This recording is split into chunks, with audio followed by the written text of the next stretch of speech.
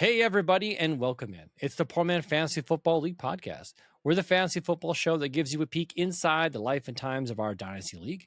I'm your host, Mike, and with me always is my good friend, Andrew. And this week, we have a very special guest attending with us. This is the episode that we are finally announcing our league champion. You might have guessed it if you're watching this on video. He's here with us today, but we'll save that for a quick moment. It's been 3 weeks since our last episode. We had Christmas, New Year's. I was on vacation. But Andrew, how are you doing, my friend? I'm doing all right. And yourself? I'm good. I had a busy time. It's back to work, trying to recapture that routine. I had plenty of time on my vacation to drown my sorrows in my defeat this season. To get ready for this particular episode. So let's not belabor this any longer. We had a new league champion. It came down to myself and Ryan, aka Slick, in a battle for the ages, barely breaking 100 points. We had just an amazing matchup. But congratulations, Ryan. You are our new league champion. And for that, we've got a special... Oh, where did it go? Well, I will give you this.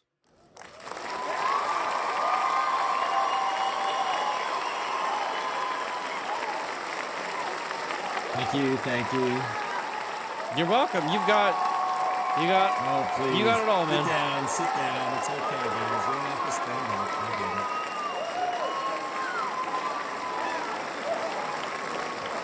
I Okay, we'll let the crowd quiet down in the background there.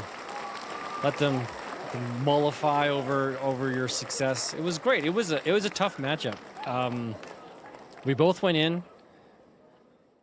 Guys that were supposed to perform didn't really live up to the hype, and guys that we weren't expecting, like the hopefuls, did live up to the week. But to me, it came down to just two players, one on my side and one on your side, that swung it in opposite directions. And for me, it was Jared Goff getting me a measly 3.08 points. In a must-win situation, he just could not get it done. And for you, it was, and you even called it. You said it in the group chat, Brock Purdy next week. You called it. And Brock Purdy drops 43.92 points. Impressive. Yeah. I didn't know Brock Purdy had any. eyes. Now, we'll see.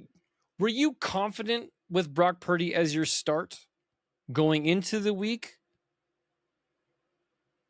No. Okay. So you had some doubt. Okay. I mean, he had just dropped 40 points on Indianapolis the week before, and I had not started him. And I was like, all right. I mean, I was confident enough to put him in there, but you know, that's what he did last year to me. He had, what is it? I'm going to flip to last year. Yes. His last 3 games last year were 26, 38, 4.98. Oh, championship week, 4.98. That's yeah, it wasn't championship. I did it out of order. That was one of those last 4 weeks that caused me to not move on in the playoffs. So yeah.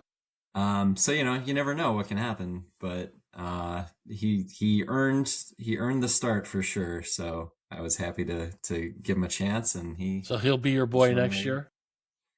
Well, and yeah, I mean, yeah, he's in the driver's seat, but I'll give that coach speak of, you know, we'll play the hot hand approach still. Yeah. So very, very happy, ready to head on to next year with a lot of optimism too. So along with your victory comes the additional responsibility now to give both a name and an image to the last place team, being Chervin. So you've got roughly till August to put some thoughts and ideas of how you would like to represent Chervin inside the league. And the only restriction is what you put upon yourself. Okay. Yeah, no, it was not on my radar. Yeah, I gotta make you aware. You may have to reach out to him and tell me your worst fears, please. Yeah. Tell me a little bit about yourself, Chervin. I mean, the last 2 years, it's been lucky that it's been relatively close buddies that have had to do it with Juan and there was Gabriel the first year. Sorry, oh yeah, Gabriel, yeah. Gabriel, Donnie was a champion. He got the inauguration, right? He named him Little Baby Sheep Man. And then it was you and I last year, and now Ryan and Chervin this year. Nice. Well, I will put this on a to-do list for sure. Okay. We'll come up with something. Some time. You've got some time. Now, you have been essentially here in the Final Four for the last 4 years, 5 years. Well, I don't know. I feel like I've always been competing, but I think I've missed the playoffs maybe once. Yeah, I think you have been here almost the last 4 years that I think that I can recall, where you either missed the playoffs 1 year as the number 5 team, or you just didn't make it out of that first round into the championship. Now here you are. I know you've got some notes. Do you want to describe your season to us, like what you went through, how you got to this point, successes that you attributed to, maybe some risks that you took, or maybe some things that maybe you regret, decisions that you did make that you regretted but still were able to overcome? Tell us your story. Yeah, absolutely. Sure. So yeah, I did come with a little preparation here, a little Slick Team MVP award. So let's get the categories started here. I wanted to first credit that a lot of my players on the team were comeback player candidates. So we're going to go with the Slick Team Comeback Player of the Year. And 3 strong contenders here, but the biggest one that I can attribute to my success this year was Chris Olave. From 60 points in 2024, the wide receiver 93, to now 219 points this year, the wide receiver 6. Couldn't have done it without Chris. He definitely benefited from the rest of that team imploding offensively, where he was the main focal point for the majority of the season, and he had a fantastic season. He did. I mean, Tyler Shuck crazy, emerged. Yeah, Tyler Shuck, like who the heck is throwing to him, and he's still. But you're right. Like they traded Shaheed away, opening up the door to be the primary target. Yeah, I mean, and he always was the primary, but it was like, well, now like they literally. It was a very weird trade because like they really don't have much other depth. So, so he was definitely the guy, and I'm shocked he was able to perform with that quarterback room. But Shuck's looking okay. Yeah, it's setting them up nicely for next year for the two of them to continue the chemistry that they have. You guys want to guess how old he is? I want to say 27. Tyler Shuck or Chris Olave? Sorry, Chris Olave. Chris Olave, I think he's 23. 24? What is it? 25. Oh, okay. So he's a little older. Yeah, he's played 4 years. Tyler Shuck, I think, is what, 27, 28, going on 28. Was that? Yeah. Yeah, he's 26. Yeah, funny. But he was a rookie. He's played 4 years. He was I think he was the oldest rookie this year. Yeah, he was. Yeah, that makes sense. So what turned out to be somewhat of a surprise draft selection in Tyler Shuck, in my opinion, I thought it was a surprise selection, turned out to be a great boon for them towards the latter half of the season and really helped Chris Olave emerge. So congratulations. And I traded you Chris Olave. Do you remember this trade? Sure I do. Yeah, I traded you Chris Olave because I wanted the 102 that you had, and I got Jahmyr Gibbs out of that deal. Yeah. I decided to go for what I thought was the sure thing over the lottery ticket, and I think you both paid off. It finally paid off, right? You saw what could happen, what should have been always the case for Chris Olave. It just took some time for you to get there. Yeah, and he was good, too, when Breeze was around. I don't have any regrets about that. I think like a lot of times, like when you bet on things, and it doesn't come out your way, you like say it was a bad bet, but like I still think that was the correct process. Like I would do it again, trading for a up and coming, 22-year-old wide receiver that I think is going to be great over a lottery ticket 102 pick. So that's generally my philosophy. It did. Now let's talk about some of your other comeback player mentions, because you've actually got some great stories here. Yeah, so honorable mentions for this award were Travis Etienne and Jaylen Warren, running backs, who I thought my running back room would be terrible coming into this year, but then suddenly Etienne decided to be relevant again. He ended up finishing RB10. But, he was, the people thought Tank Bigsby might, overtake him this year. And then gone. Then he gets traded to Philadelphia, and Etienne decides to really grab the opportunity, and he's looked great. And then Jaylen Warren, who was only expected to be a temporary start, and then with the expectation that rookie draft pick Caleb Johnson was going to usurp him. And even then, Caleb Johnson never even got on the field. Kenny Gainwell was the big alternate option in Pittsburgh. But Jaylen Warren was great down the stretch. Yeah, he was that power back for the team. And I think Tomlin, even though Tomlin's gone now, but Tomlin loves that power smash mouth type runner that Jaylen Warren did this year. Well, it's crazy how many catches that Warren actually has too, just by having that role. Like with Gainwell, they're like they both can catch 5 catches a game, which is kind of crazy. That didn't really play out against Houston, in the most recent game, but like throughout the year, there are definitely games where they both produced, so that was not a problem. All right. Now, are you comfortable with your running back room going into next year, knowing the changes that have happened in Pittsburgh? Tomlin has stepped down. We don't know the future of the quarterback room.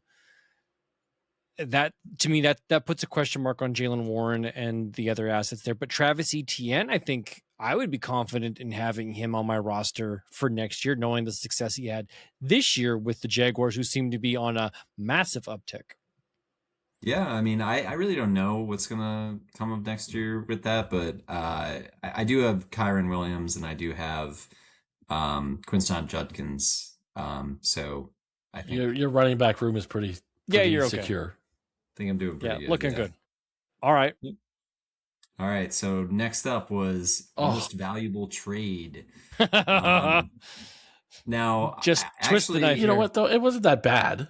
It wasn't. No, it was a good trade. I think it just worked out well for Slick, not for you, Andrew, who happened to be the other half of this trade. I had 2 trades to choose from here. This didn't really win me the season or anything, but I did want to point it out because I am happy with the result. Well, just think about what happened. Yeah, talk about it, and then we'll see what this is going to look like. Yeah. All right. So trade was with Andrew. I don't remember what week it was in, but it was kind of midway through the year. Colston Loveland and CJ Stroud came to my team, and I gave away Terry McLaurin and Rashid Shaheed. Yeah, I think from my perspective, Loveland wasn't, up until that point, he hadn't gotten really hot yet. He was mediocre. Stroud was still struggling at the beginning of the season. It was their defense that was winning stuff for them.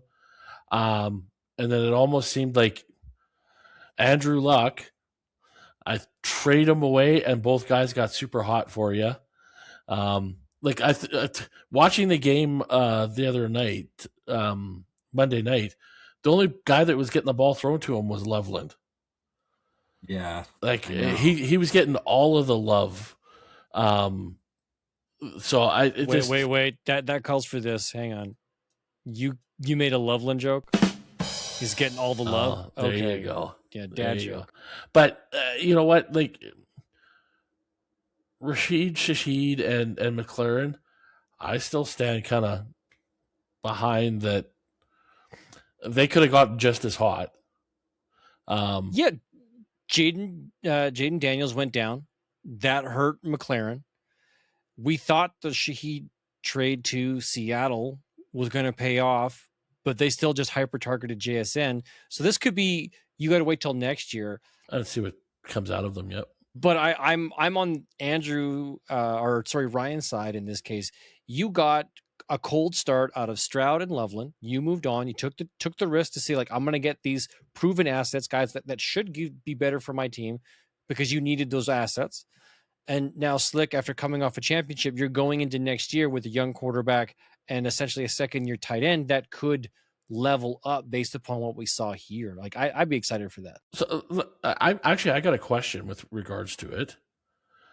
How much did you play Stroud as your starter after that? I didn't play him at all. What was going on was Purdy and Love are my two quarterbacks, and they had just ping-ponged getting hurt all year. I think I had to start Joe Flacco a couple times. That wasn't a good choice, though. Joe Flacco had a good year when he started. Yeah, it's nice to be able to sometimes pick up those starters on waivers. But yeah, so I was like, okay, these guys have kind of proven, I think, that they like get injured a lot. So I just wanted another, horse in the barn. But I don't know. Maybe something improves for Stroud, but right now he does look like a pretty, mid quarterback. But yes, no, I agree. This next one blows my mind. Yeah, I did want to mention one thing though, just for the bad timing award, to go to Andrew here, because that Loveland, I did look up. You did trade him to me literally right before his breakout. It was the week before. Yes. And then he went out. The previous time, 2 receptions, 0 receptions, 1 reception, 2 receptions, 3 receptions, 3 receptions. And then you traded him. And then week 9, 6 receptions for 118 yards and 2 touchdowns. Yeah. I was like, all right. And that's really that I was looking at, and I'm like, I know he's gonna be good at some point in time, but he's still young. He's a rookie. But I just like I got to make a move, because I got to try and do something different. Because at that point, I think I was probably fighting to get out of last place. 0-4 or 0-5 on the season. So I needed to try and change the team somehow to get a win somewhere. So I'm not bitter about the loss, because at the time it made sense to me. I had 2 guys that really weren't doing anything for me. And I was hoping to get 2 guys that could step up and maybe steal me a week or 2 throughout the season. Well, congrats on not getting that last place again. I don't know what there we go. Changed. Maybe Love. Maybe if I had kept Love, maybe I would have gotten into 3rd last instead of 2nd last. Who knows? Possible. Maybe I would have beat Mike there that last week. Let's not get ahead of ourselves here. Come on. All right. Well, I love this piece. This is fantastic. This blows my mind, this next little piece of information. Okay. So I went with best free agent acquisition this year. So I kind of want to point out and give people some hope that the waiver wire can still have people out there. Because this year I picked up Parker Washington for $3 on September 16th. And, he had some... I am hitting every one of your awards. Every one of your negative awards when you come out with the award show, aren't I? It's Andrew's going to Andrew negative this, Andrew negative that. I'll spill what in parentheses here. Andrew dropped him over the summer. Yeah, I never would have thought Parker Washington, with the changes that team made, that he was going to be the guy. But this is a legitimate dude. This is a guy that has to be on your roster. He can't be anywhere free agent. Everybody's got to pick this guy up. And did you see him in the playoff game? Yes, this guy was on freaking fire. 12 targets. He was doing it. Yeah. So what does this team do? Brian Thomas, Parker Washington, Jacoby Meyer, and Travis Hunter.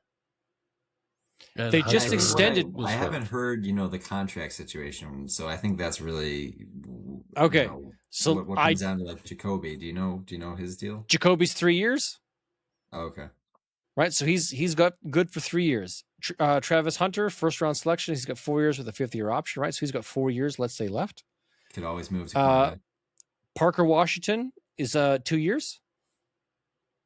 So he essentially could be renewed this offseason, right? Because I think he has 1 year left starting next year because they're out of the playoffs. And then you've got Brian Thomas, which was another first round selection who I think might have 2, maybe 3 years left. 3 years left. So these guys are They're young. So they're young and they have years left under their current contracts. But what happens going forward? You can't feed 4 mouths. They were able to feed 3 and a running back.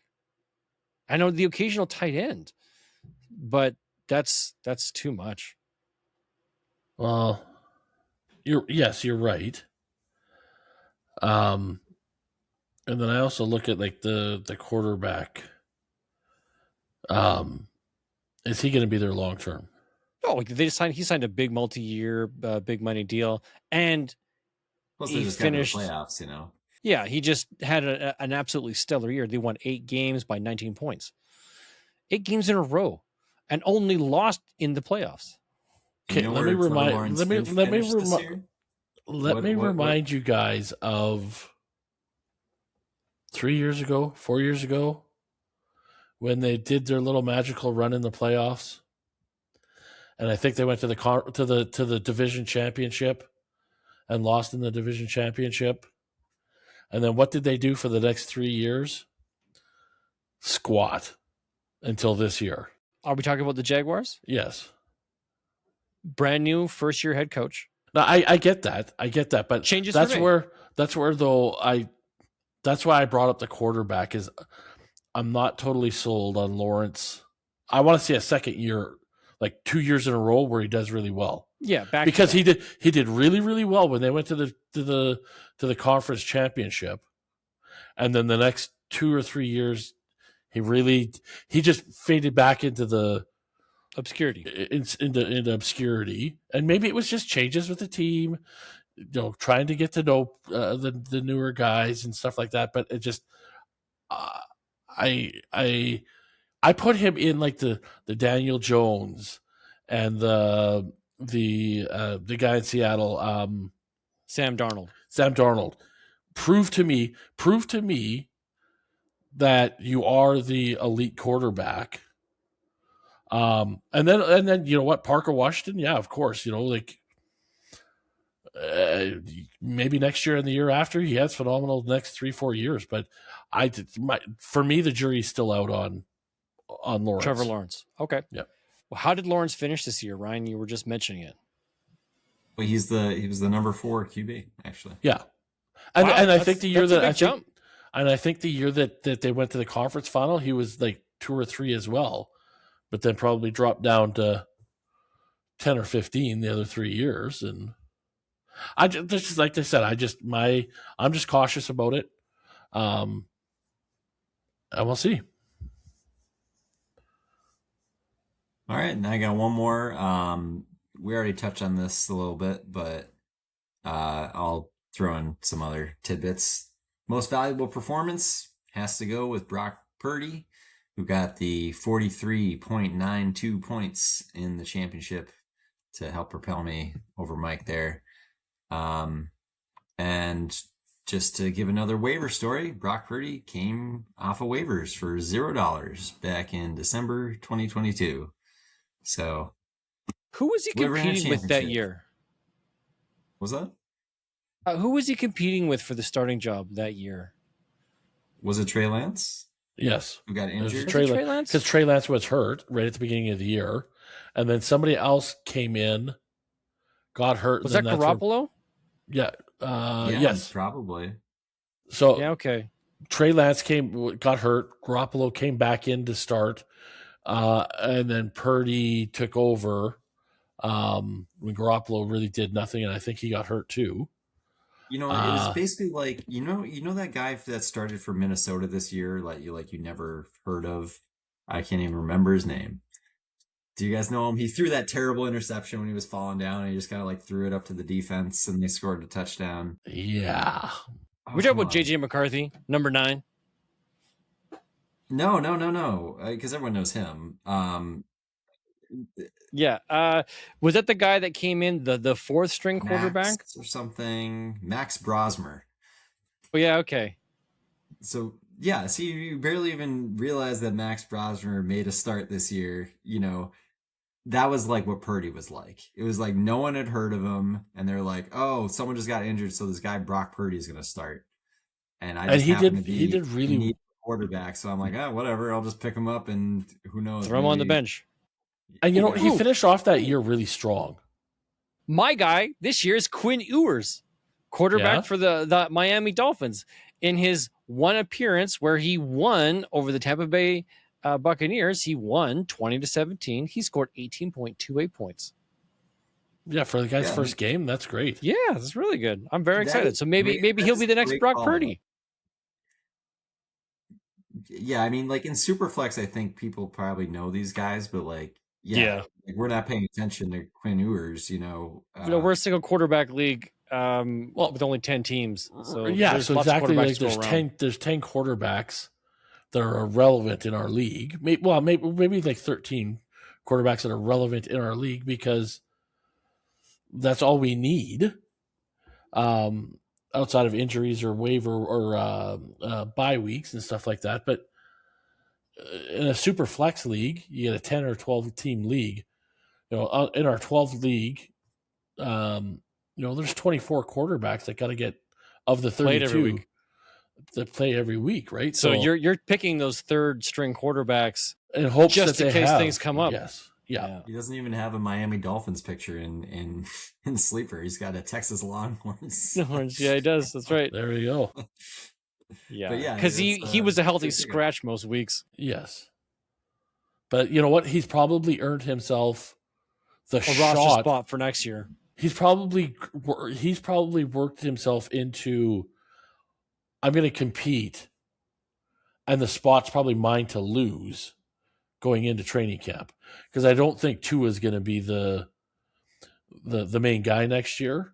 I think they're going to look at Ewers and say, this is yours to lose now. Or they draft somebody to bring in to compete. It's going to be a whole new head. There's going to be a new head coach there. You know what? Let's segue into the next little bit of news. We've been gone for 3 weeks. Things that we've missed since December 17th, which is the last episode we were able to post, until today. The wild card weekends have happened, and I want to recap that and get some hot takes from you guys. The Rams barely beat the Panthers.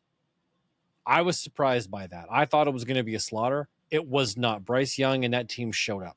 How do you guys feel? I agree that the Panthers. I think the Panthers second half of the season surprised a lot of people, that if they could take that same momentum into next year, they're probably the division leader most of the year. Tampa Bay, I think, is done now. They've taken a step back. They're that much older. Like Mike Evans is like, might as well get the guy on old age security. I think Tampa Bay's time is done, and now it's Carolina's opportunity. Bears beat the Packers in a significant upset, down 21-3, come back to win it. I find it extremely frustrating personally, but good for them and Ben Johnson. Not that I'm bitter. I'll let Ryan comment on this one. Well, I guess I just wanted to say I was not that convinced that was a close game. I think whenever you have, these teams played each other during the year, and Panthers won, they had home field. I think, if I had to bet, I would have bet on them, but it's easy to say. What you would have done, after the game already happened. But, I do think the Rams will go far here. They're a really good really helps to have that experience, going into these things. Like the other teams been that far, even on the AFC side too, except for Buffalo. Okay. I caught a little bit of that. It's that I think your microphone crapped out on you there and got really quiet. No, that sucks. Okay. Oh, there you go. There we go. There's your deep voice. Did you just maybe that little bit of a lean took away that much sound? Wow, crazy. Okay. Ooh, there we go. Yep. It got loud. All right. Bills beat the Jags in what I thought was a fairly even matchup.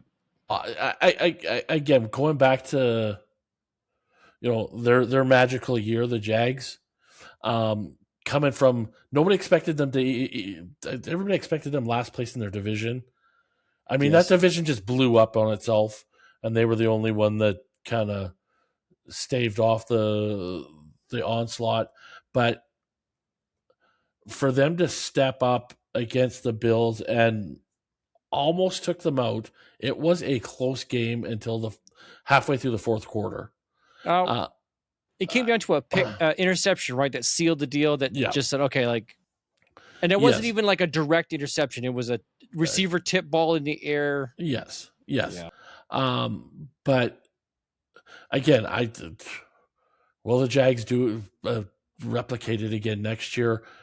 Like I look at the Panthers, and I think the Panthers have a better chance of repeating kind of what they did before the Jaguars do. Okay. It's just because when you look at Indianapolis and you look at Tennessee, those teams are on the upswing. I don't see the Jaguars doing it again next year, but I applaud them. They stepped up when it needed to be, and they almost beat the Bills. And I would have just loved that if that had happened. Just you've got a friend reasons. That you would love to rub it in his face. Yeah, that'd be good. Okay. Which unfortunately doesn't help you with the next matchup we're going to talk about, because your other buddy is a 49ers fan, and the 49ers beat the Eagles, which I think, thank heavens, I don't want to see the Eagles go any further than they have. Let them be done. 49ers, sure. I still think they're going to choke here in next week's matchup, but so do I. Yeah. Still, good for them. It came with sad news, and I'll jump to that right now with 49ers tight end George Kittle tore his Achilles. And that's going to hurt the team significantly because he's a talented player, rather important to that offense. And he's going to miss pretty much all of next year. Yeah, he could potentially even be done career-wise. Depends on, because he's an older guy. Depends on how he rehabs and how he bounces back, but it could be the end of his career for him. Sucks. Yeah, he's had a great career. Been on a successful team. So, okay, Ryan, any comments about the 49ers and Eagles? No, I'm also happy to see them win, and the Eagles are just, no one likes them right now, not even their own fans. No. So. Yeah, it's rough. I don't know if AJ Brown is with the team next year. As the current AJ Brown owner in our league, that does give me cause for concern, but it just wasn't a good year for him there. And I think it might be time for him to move on and go find another team that's in need of a wide receiver. Yeah, all right, next match. Have you guys had that situation where your team had like some diva player or personality like that really kind of made you not like the team a bit or anything? I haven't had that with the Patriots really, but I can imagine if I was an Eagles fan and saw this, it'd be like, it's hard to root for it because it's like, ugh. You make us look bad. I have, as a Lions fan, we haven't had a great history of great players. Like, so when I think of the players that we had that were history good, of great players, Barry Sanders that were divas. Wasn't a great player. That were divas. Oh, okay. Megatron wasn't a diva. Sanders wasn't a diva. Even when we had, like, it was just Golden Tate. Golden Tate wasn't a diva. Maybe you could say, I had his tattoo removed. I don't remember his name anymore. What was that wide receiver we had that was so good that I loved him everywhere, and then they traded him to the Giants, and then he just fell apart. Not traded. He left and went to the Giants on a $75 million guaranteed deal and didn't play football again. I can't remember his name. God, anyways. Yeah, I can't remember his name. Who was that guy? But he's like, oh, he wears my favorite number, 19. And then I'm like, oh, I gotta get this guy tattooed on my body because I think he's like the greatest thing ever. Oh. You said Anyways. 19? Anyways, so that might be the best diva I could think of. But that was really some dark times for us. He was great when he was on the team, but he left and was nothing because he wanted more money. He didn't want to play for a losing team. Kenny Golladay, everyone. Kenny Golladay. That's the guy. Kenny Golladay. We have a winner. Ding, ding, ding. But no, I can't think of anyone significantly. And I would even, Kenny Golladay doesn't compare to, I think, the diva that would be, say, Antonio Brown level. Yeah. Or AJ Brown level. Like T.O. had some, he was ironically. Yeah, okay, yeah.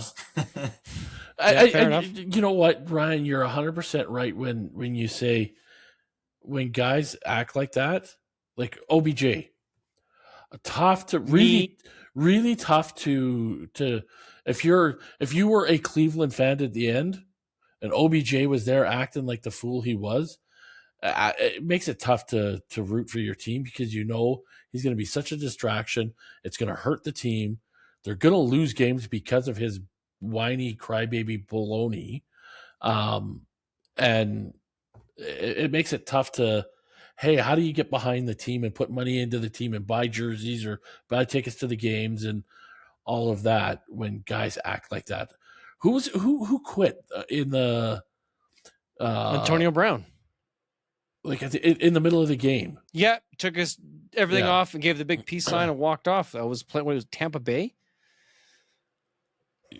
Yeah, I think it was in Tampa Bay at the time. Yeah. So it's guys like that you know what, you hope that nobody else ever picks them up again, and they just rot in purgatory. I mean, OBJ just seems to be like a cockroach that keeps coming out of the woodwork. I think he's done. Hopefully he is now. But every once in a while you get that guy, or you get that running back that went from Pittsburgh to New York. You're talking about Le'Veon Bell, yeah, who sat out a year because he wouldn't take a deal, took a deal, and didn't perform again, and sucked balls, yeah. So, you know, you're 1,000% right, Ryan. It makes it tough to root cheer behind, and guys like that. Just so let's talk about your team then, Ryan. This matchup: Patriots versus Chargers. Patriots win, I thought, rather handily. Now, I didn't get to listen to the game. Where I could watch the game. It was in Spanish, so it made no sense to me. But yeah, it looked like the Patriots had that game. You didn't hear defense. You didn't hear every 2 seconds. And a goal. No, it didn't work like that. But it looks like the defense dominated that game. I assume it wasn't a fun game for most other people to watch. But no, it was honestly it was a boring game because at halftime it was 6-3. Like it was or 9-3 maybe. Yeah. Only maybe one touchdown, right? Yeah. It was not a fun game to watch, period. I myself even found myself looking for other things on TV because the game was so boring to watch. Hey, I'll go watch the Food Network because this is boring. A win's a win, though.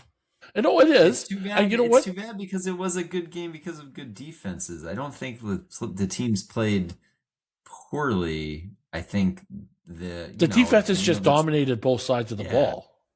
Yeah, exactly. And you know what? Next week, the Patriots could put up 45 points. Who knows? Right? Like it's going to be a totally different week. Not against Houston, dude. Well, no, man. Okay, that's going to be another defensive matchup, and we'll get to that in a second. I do want to say one thing because we just talked about bad vibes. Come on, positive vibes around the Patriots. I mean, we feel them here. Vrabel, he's lovable. Come on, you guys can get on board. You know what? 100%. Like of the teams that are left, the team that I could see myself get behind would be the Patriots or the Bears.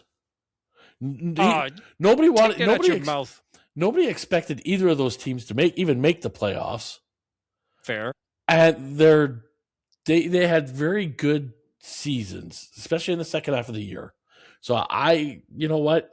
As much as I cannot stand the Patriots because they destroyed Cincinnati back in the 80s and 90s.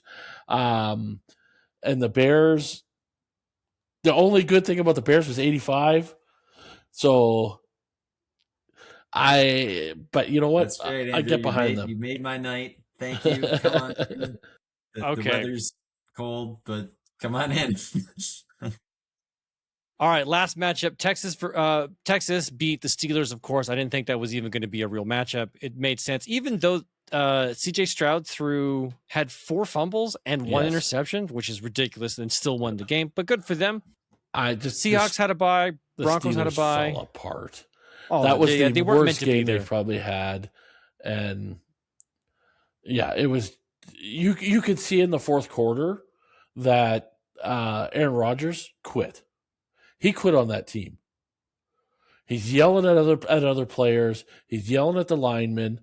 Well, take some ownership on when you're throwing the ball into the dirt 5 feet in front of your wide receiver. Give me a break. You're supposed to be the leader. You're supposed to be one that has all this magic, and they can carry a team. Obviously, you can't. I'm back on that. I hate Aaron Rodgers bandwagon again. Did you ever leave it though? You never. I don't think so. No. No. Yeah, it's like you're back on it. Oh, okay. Like I didn't think you left. All right. You're driving the bus. That's right. I'm Egg Chen. Right. Mike, Chen? Mike, you and I have had this conversation. We've had this conversation. This is bringing. I'm sorry, man. I'm Trouble in Little China. China. There we go. Okay. Yeah. Okay. That's all I needed. Divisional round matchups. We got Bills versus Broncos. Who wins it? Broncos easily. Ryan. I say Broncos. Oh, I would say Bills. Oh, I think the Broncos easily. I don't know how the Bills keep winning. To be honest with you, you got Josh Allen, you got James Cook, and nothing else. How do you win? Yeah, it's a mystery, but it hasn't really changed. No, they keep winning. I realize this is the year for Josh Allen, but I think the Broncos are playing well. Maybe this week off hurts them. We'll find out. I'm picking the Broncos. I mean, it's a little 49ers bit like Kansas and Seahawks, City, right? Kansas City, you said the same thing, like to the start of the year. They had Patrick Mahomes and Worthy. They didn't really have. Kelsey was not doing anything, and they were still, putting up some wins. So they were until they weren't. Yeah, well, next year. Right. I think the Broncos defense is solid, and I think that's where the advantage is going to go to. If they shut down Cook, I think the Bills don't have a chance. Well, the bookies say Denver -1.5, so I guess they're on your side, but it's close. But that's close, yes. Yeah. All right, so Ryan, you're going Bills. Andrew and I going Broncos. Got it. 49ers and the Seahawks. I think Seahawks by a field goal. That close. I do think it's close. I don't think it's a runaway from the Seahawks. I think no. I think it's close. I think Seahawks by a touchdown. I'm going Seahawks as well. Darnold could always implode. So that's always. I'm waiting for him to turn into a pumpkin. Again, like I had Minnesota last year, right at the end of the year. It'd be sad if he ends up with the 49ers have the pass rush to make him implode. They don't, right? I think the lack of pass rush, but the offensive power, it balances itself out. Yeah, I think San Francisco can. I think San Francisco can run with them, like from offensively. They can score as many points, but they'll get Seahawks. I think will just get one more touchdown. Okay. Texans and Patriots. I think this is closer than we would like it, and it might be another low-scoring game. I don't think it's a high-scoring game. I think the Patriots have just enough to edge it out, but I'm actually going to pick the Texans. Wow. I am. I think CJ Stroud is fighting for his life here because a loss at this stage of the game is probably going to be very hurtful for his future after having you can't turn the ball over 5 times and win a game here. This is a team that's going to capitalize on it. But if he keeps it clean, his defense will give him the opportunities to get back in this game. See, and this is where I think CJ Stroud is going to implode on them because I don't think he can handle the pressure. And I think the Texans defense is going to be on the field far too much. They're going to get tired out. And I picked the Patriots to win by at least 14. Ooh, that's nice. A big wow. Okay. I just think there's going to be maybe a pick six or a fumble for a touchdown, and then and then defensive or special team score, a defense or special teams touchdown, and then the Patriots will outscore them by at least one touchdown. I think that the tank is starting to get empty in Texas. They put on a good run at the end, but I think they've left everything on the field. They really didn't deserve to win last week with 5 turnovers. That should never happen. That you get 5 turnovers and you still win the game. That should not happen. It's happened twice this year, though. I know, but that should not happen. Okay. Ryan, can we just presume you're going to pick the Patriots? I am going to pick the Patriots, but I will mention that Nico, is in concussion protocol. Yes, yeah, I hope he clears it. That is, if Nico doesn't play, they don't have the depth of wide receiver to really take things off the top. And it looks like Gonzalez, who got a concussion or at least went through the protocol from the previous game, will be back, the number 1 cornerback for the Patriots. So I'm not worried about their wide receivers really. Though the Patriots have been vulnerable to the run this year. But the Texans can't rely on Woody the whole game. No, Woody Marks is. He's decent, they ran but well against Pittsburgh. So I'm a little concerned about that, but we'll see. All right. Last matchup, Rams versus Bears. I got Rams by a mile. I don't. I have the Bears just squeaking out a field goal. Really? Yeah. Andrew's betting with his heart. I think the Rams kind of got a little bit exposed last week. They won. Okay. They won. Yeah. But they did not look good. They got exposed by a team that should not have done what they did. And exactly. In theory, the Rams defense is a good defense, but totally got exposed. And I think the Rams offense is always firing. The Bears defense is a pretty solid defense. And if you shut down Puka and Stafford, I think it's gonna be a close game. Like maybe the score will be like 33-30-ish. I think Devontae Adams rips the Bears apart because they try and shut down Puka. Is Adams back? Right. Yeah. That's great. Yeah. But he didn't really do anything last week. Doesn't matter because they were able to force feed the ball to Puka. I think if the Bears focus and turn their attention to Puka, Devontae Adams rips him a new one. And he is happy to rip them a new one as a former non-Bears fan. I also worry about that offensive line protecting Stafford because I think he got sacked 2 or 3 times last week. So if the offensive line is got some holes in it, we'll see what happens. Right. It's possible. I'm definitely going Rams though in this one. Okay. Yep, me too. You're going Rams? Okay. Wow. Should be good. Right? Andrew goes 4-0 and you guys go like what? 2-1. Yeah, we'll be 2-2. All right. Well, let's talk about some coaching coordinators and the occasional GM changes. Big news to me was the Steelers did not fire head coach Mike Tomlin, but he did step down after 18 seasons. I think that's rather significant. Wouldn't that be crazy? He goes to Baltimore. Harbaugh comes to Pittsburgh, to Steeltown. No, Harbaugh goes to Cleveland. Stefanik goes to Baltimore. Stefanski goes to oh, gross. No, I think Tomlin probably saw the writing on the wall that if the team wanted Aaron Rodgers back, he didn't want any part of it. So he probably just said, "Screw this! I'm not doing this another year. I'm done." Like this was a rough year to even etch out and I'm tired of losing in first round of the playoffs. I don't want to be that guy anymore. Yeah. Do you think he coaches again, or do you think he's done? No, I think he coaches. He's going to be the first coach snatched up. Yeah, and he's going to have in terms like that. That's a good move. He's going to be he's going to have the pick of everybody. Whatever team he wants to go to is going to be his. And then Harbaugh's going to be the second one snatched up. Because they're both both very good coaches. They had 18-year tenures with their teams. Yes. That just says stability and strength. I mean, from there down, the rest of them are all garbage. Kevin Stefanski, I think Kevin Stefanski finds another job. I'm not sure he gets a head coaching job.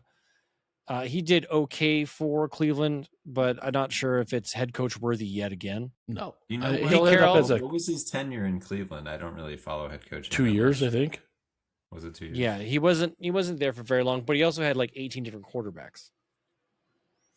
So, like, I think he's a guy who's probably worthy of a head coaching job again down the road, but probably not this year. I think Pete Carroll was fired in Las Vegas. He's done. Done. Don't come back to football. Be done.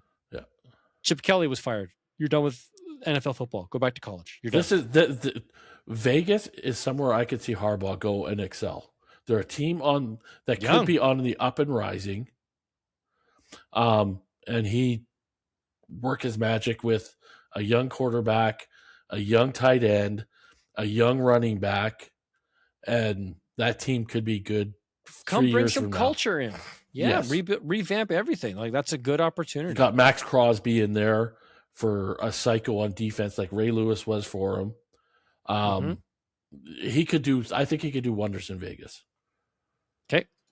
Miami let go head coach Mike McDaniel, who was in Detroit today interviewing for the offensive coordinator job. I don't like that, but I do, actually. I think as an offensive coordinator, I think he's got it. I don't think he's got a head coach. I think he'd excel as an offensive coordinator. I think what'll end up happening if he takes an offensive coordinator job with Detroit or whoever, it's a short stint before somebody else gives him another shot at a head coaching job. I don't like him either way, but it does really change the situation down in Miami. When he's gone, Tua, we don't know what his future is going to look like if he's with the team, if they cut bait, if they trade him, whatever that's going to look like. But that's a team that's going to see some significant change there now with a new head opening. But you also have to think with Miami as well. Like, Hill's probably 1 year, maybe. No, he's not coming back to the team. Waddle, maybe 1 year left with the team. Achant's still relatively young, but he's also been beat up a lot over the last few years. So who knows how much he's gotten left in the tank. That team doesn't scream to me excitement anymore. They were a 1 year. They're a rebuild. This is a team rebuild. They fired their GM, Chris Greer, as well. All right. Tennessee, they fired their head coach, Brian Callahan. That was back in week 6. Arizona fired their head coach, Jonathan Gannon. I don't think he's head coach material. Atlanta fired their head coach and their GM. So Raheem Morris is looking for a job, and Terry Fontenot looking for a job. Tampa Bay fired their offensive coordinator, Josh Gizzard. They fired their special teams coordinator. Nobody cares. Giants fired Brian Daboll, their head coach, and their defensive coordinator, Shane Bowen. That's an opening. That's an exciting opportunity as young talents that are there. Yeah. Somebody going in there. Sorry, go ahead. Yeah, I guess I wanted to say I just feel bad about the Daboll firing. I think I don't follow Done dirty all the head coaching, but I don't know. I mean, obviously he's had, really bad seasons here and everything. He just seemed like he always had the locker room, I guess. So it's hard to. And I think the team is on the cusp of a turnaround. Like Mike said, there's some young guys there. He may have laid the foundation for somebody to walk in and maybe have the team turned around maybe a year or two quicker than he might have had. Yeah. Greg Roman was fired as the OC for the Chargers. I don't get Detroit that. Fired the OC John Morton. Greg Roman's too old. Like, his style of offense doesn't play anymore. He doesn't need to be in the NFL right now. Harbaugh needs to find someone that's a bit more young and is able to utilize the weapons like Justin Herbert, let's find somebody that works for Justin Herbert. That's not happening. Don't let that guy's going to jail. Let him figure out his mess. Washington fired DC Joe Witt. Washington parted ways with OC Cliff Kingsbury. This guy must have something in the works. Why would you part away with a team who has some great potential in young talent there? Why would you leave? Because he's going to pick up one of the other head coaching jobs. And he blew it when he was in Arizona as a head coach. This guy's not head coach material. All right. Dallas fired DC Matt Eberflus. Rams fired their special teams guy. Nobody cares. Jets fired DC Steve Wilkes. And then Philadelphia parted ways with OC Kevin Patullo. Is that because... Did he get enough pushes on the tushes? Yeah. He's like, what happened to your offense, dude? You did not make it go. Let's find someone, make my offense go vroom. So just a lot of changes. I think some of these teams are exciting and create some interesting opportunities. From a fantasy football perspective, I could care less about the defenses unless that defense is going to suck. And then I know I can exploit that for the teams that play against them.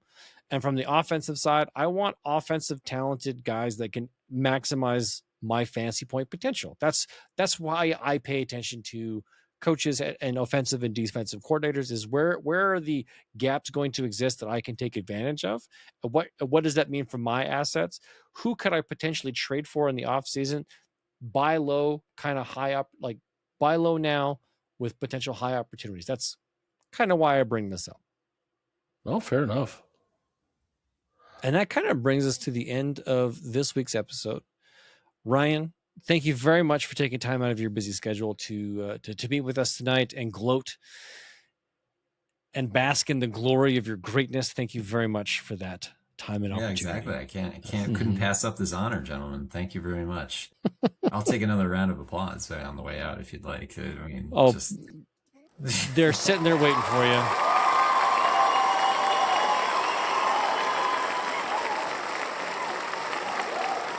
But that.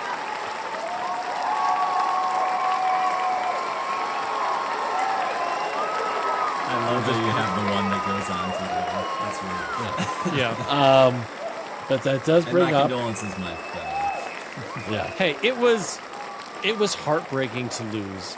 I knew my team was a good team.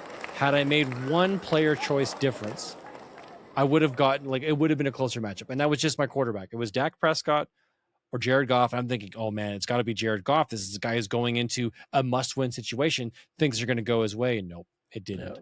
And not even that. Had I picked Dak, Brock Purdy still locked you into that win. It would have been a 2.5 point difference. Had I put in Dak Prescott, Brock Purdy sealed the deal. Because the rest of our guys were not firing on all cylinders. Yeah, you had the double whammy of Detroit losing it for you too, though. That was so Gibbs and Goff did me in, but I didn't have anybody else at running back I could have swapped in that would have lifted me up any further.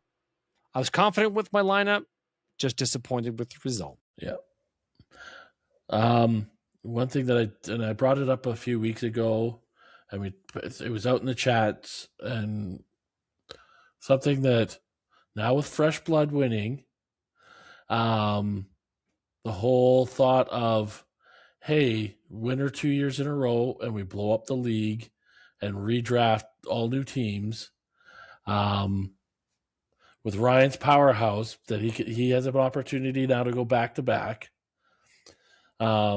Maybe we open up that conversation again about. It's the off season. Everything's on the table. Yeah. You put it out there. We vote on it. We see, do we flip this to an Empire League where we create that? I think there was some traction. I liked it. I think Juan liked it. I know Andrew, you do. Ryan, do you have an opinion at this stage of the game? I don't have an opinion on that. Yeah, I'm. Yep. It's tough. I mean, you play the game for the long term, so it's hard to buy into that. But I mean, when you flip it to an Empire League, right, and you have your say 10% of the pot that goes into to grow a pot, into a side pot, into a side pot, and then somebody has to win it 2 years in a row, or even in the league that Mike's in, 3 years in a row has to get one. I mean, you could go another 10 years with somebody not winning it twice in a row. We have experienced Marvin, Ice and Metal, winning it 3 times, right? And, and he's still a scary team. He suffered some injuries, which really hurt his chances this year, but he's going to be another contender next year. So I get we are closely matched, and the likelihood is low of a back-to-back champion blowing the league up. But the risk was there. I was there. I was back-to-back in the title. So it could have happened. Marvin, he's done it 3 times. So it's the opportunity, and it is somewhat challenging to look at my team and think, I don't want to lose this. I've done, I think, a great job of building it to be a contender. Yeah. If I do win back-to-back, then it's poof, it's gone. I win a side pot. Cool. I don't take any of the money out. I just leave it in the account to pay for more addictive games. But it's something that we can throw out there and have a discussion on, and we'll see. And like I said, or like you said, Mike, majority rules, and if the league throws it out, then they throw it out. That's the thing about, I think, about having a healthy league where we are able to dialogue with each other, is that we can have these conversations, present these ideas, and really, really like work it out, whether or not it is good for us or not. And there's not going to be hard feelings about it. Exactly. Everybody's coming from a good place. It's not like it's, hey, I want to do this just because my team sucks, right? Like I've had 2 bad years now, but prior to that, the previous 4 years, I was in the top. You were a contender, 3, right? So ebbs and flows. Players that you have won't last forever. Like I expect our trade of Chris Olave for the 102, where I got Gibbs, is going to be a short-term win for me, because Gibbs isn't going to last as long as Olave. Right? Like that's just that's a reality. We're going to have to replenish our running back rooms far more often than our wide receiver rooms. And I think a strength that I have is what I was once my depth at running back. They're aging. I'm not going to have CMC forever. I'm not going to have Gibbs forever. I just lost all of my New Orleans Saint running backs, all 3 of them. So Kamara's done, Devin O'Neal, and Kendre Miller. They're all on IR.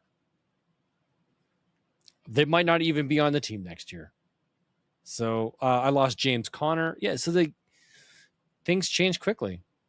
But I like the idea of how exciting it would be. Like, oh my goodness, I was steamrolling. I placed second place 4 years in a row, not winning the championship, and finally someone wins back-to-back and blows it all up. Starting from scratch again. Exciting, frustrating, all at the same time. All right, well, guys, thank you very much for your time. Ryan, I wish you all the best for the next several months that you get to enjoy this rush and this high as you sit atop this league. I look forward to seeing what you come up with in August for Chervin. I'm sure Chervin is equally interested in finding out what happens to him, what his fate looks like. Gentlemen, it has been an absolute blast this year. Thank you very much. We're going to be coming back at you guys with some episodes over the upcoming weeks. For us, the season ends in March for this particular league. We're going to wrap this year up with reviewing the divisional breakdowns we did over the summer, looking back at our really bad predictions and how they did not come to fruition. We're going to look at how bad those were.